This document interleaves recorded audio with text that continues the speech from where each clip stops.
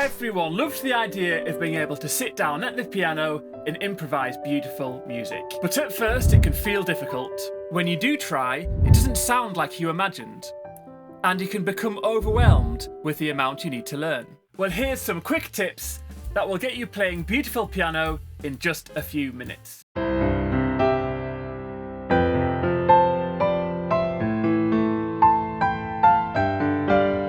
We're going to start off with a super simple chord progression with just 4 chords to demonstrate these techniques. And they are C major, F major, A minor, and G major.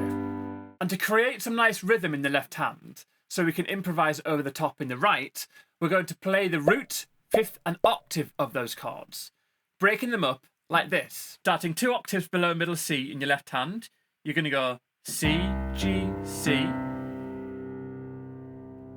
F, C, F, A, E, A, and G, D, G.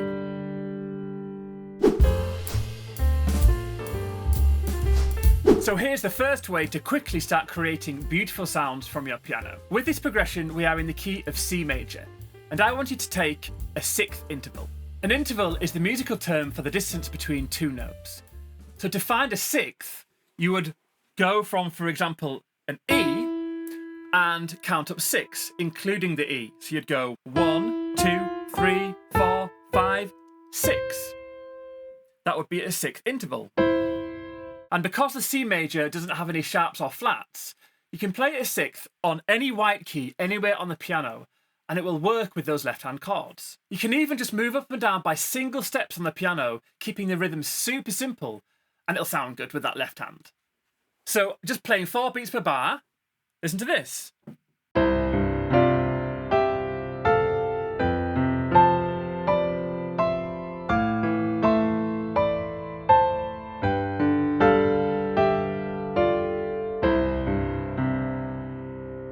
It sounds beautiful already, doesn't it? So you can pretty much just lock your hand into position with that 6th interval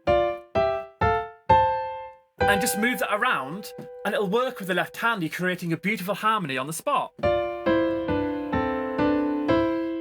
Once you feel comfortable playing 6th in your right hand over the top of the left hand with simple rhythms, you can start to play around with the rhythms more in your right. For example,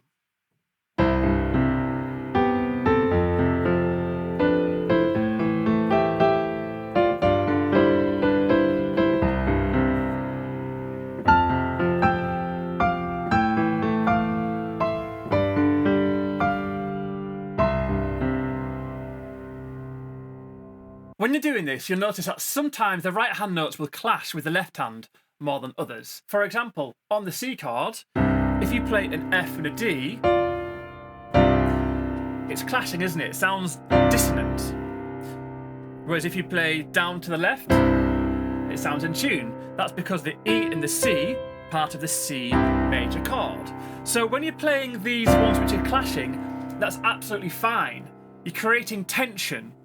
But it sounds pleasing to the ear if you then resolve that tension. And more often than not, you're only a step away from resolving it, because that's where the tension is. The dissonance is because it's so close to the chord, but not quite there. So if you then go down a step in your right hand, it resolves. Or go up. Can you hear that?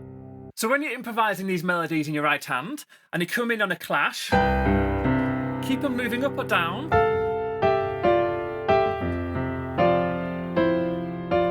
Until it sounds like it's going to fit in tune.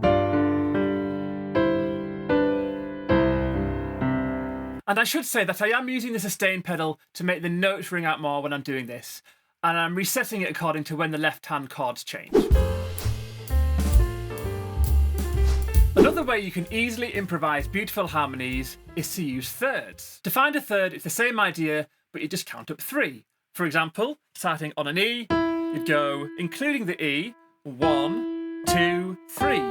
And that is a third. Again, you can start off moving up and down using single steps, keeping the rhythms nice and simple, with 4 beats per bar.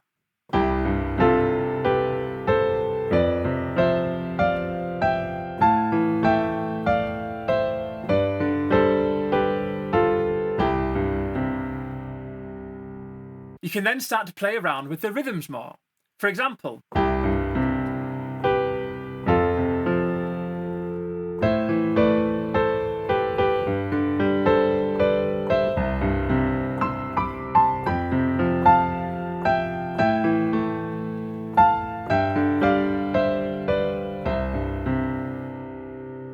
once you've got used to the feel of these two intervals, you can then start to swap and change between them. For example,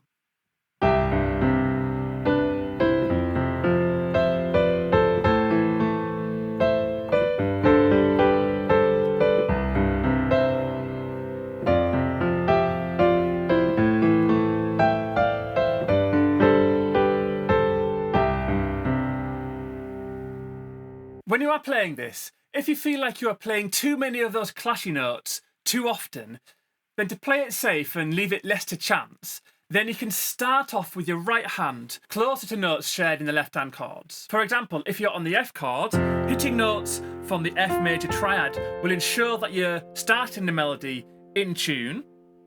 So you've either got an A and an F there, or a C and an A above.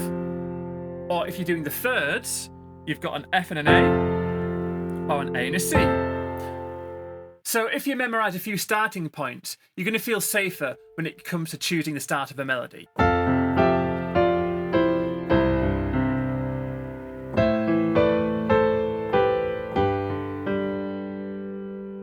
You don't always have to use these two harmonies. You can also just use single notes in your right hand to create little melodies as well.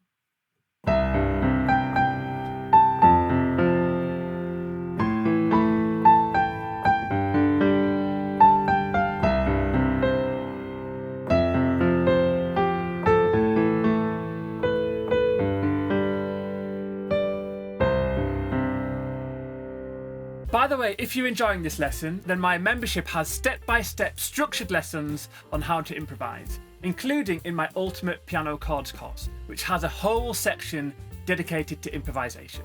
I'll leave a link in the description below. If you wanted to break outside of the simple left-hand chord progression and make it sound more of your own, more improvisy, then you can still use that first fifth octave in your left hand, but on any of the white keys, and it will still work. For example,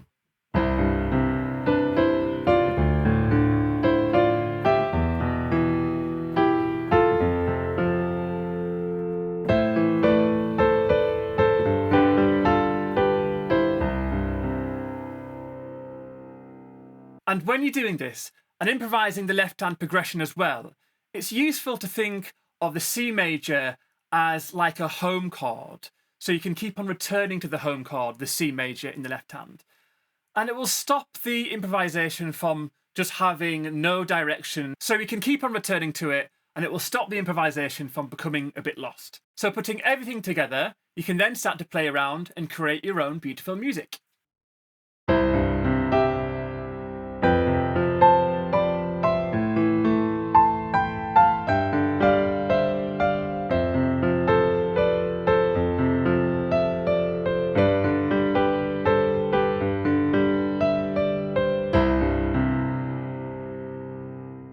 Well, that's it. So which one was your favourite improv technique? Let me know in the comments below, because it helps me to gauge what you guys like when I'm creating these lessons for you. And if you want to learn more about improvising on the piano, then you can head over and watch this video. Enjoy!